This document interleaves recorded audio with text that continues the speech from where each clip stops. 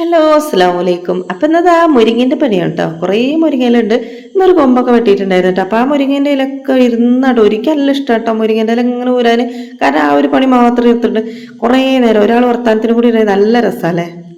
പിന്നെ ഞാൻ തേങ്ങയൊക്കെ ചിരകിയെടുത്തു കറിയിലേക്ക്. കറി വെക്കാനുണ്ട്. അപ്പോൾ മുരിങ്ങയില തോരനും ഒക്കെ ഇന്ന് കറി ഞാൻ വെള്ളരിക്ക പരിപ്പ് തക്കാളിയൊക്കെ ഇട്ടിട്ട് വേവിച്ച് വെച്ചിട്ടുണ്ട്. അതിലേക്ക് തേങ്ങ അരച്ചൊഴിച്ചു നന്നായിട്ട് തിളപ്പിച്ചെടുത്തു. ആ തിളച്ചതിന് ശേഷം നമ്മൾ കടുക് ഒന്ന് വറുത്ത് കൊടുത്തു കേട്ടോ.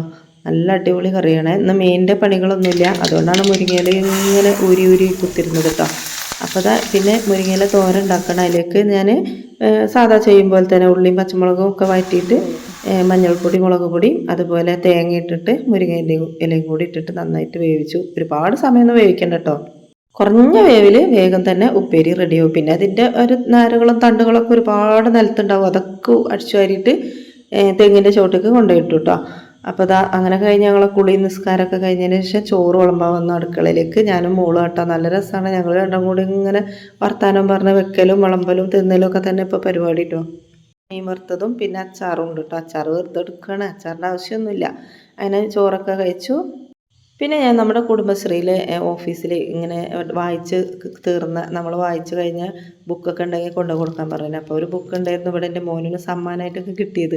അപ്പോൾ അത് അവിടെ കൊണ്ടുപോയി വെക്കണ്ട ലൈബ്രറിയിൽ. അപ്പോൾ അതിന് വേണ്ടിയിട്ട് നമ്മുടെ ADS വന്നിരുന്നു. അപ്പോൾ അവളോട് കുറേ സംസാരിച്ചു. അപ്പോൾ അത് വഴിയിൽ വന്ന് എന്നോട് കൊണ്ടുപോയി കൊടുക്കാൻ പറഞ്ഞിട്ട് അപ്പോൾ ഞാൻ ആ വെള്ളത്തിലൂടെ ഇങ്ങനെ നടക്കുകയും ചെയ്യാം. അപ്പോൾ അത് എന്നെ കുറച്ച് നേരം ഞാൻ വീഡിയോ എടുക്കാറ് കണക്ക് വീഡിയോ എടുത്തു. മാക്സിയാണ് എന്നെ വീഡിയോ എടുക്കല്ലേ എന്നൊക്കെ ഞാൻ പറഞ്ഞെങ്കിലും കുറച്ച് നേരമൊക്കെ വീഡിയോ എടുത്തു. അങ്ങനെ ഞങ്ങൾ സംസാരിച്ചു. പിന്നെ ഞാൻ വീട്ടിലേക്ക് പോയിട്ടോ. അപ്പോൾ ഇന്നത്തെ ഷോർട്ട് വീഡിയോ ഇത്രയേ ഉള്ളേ.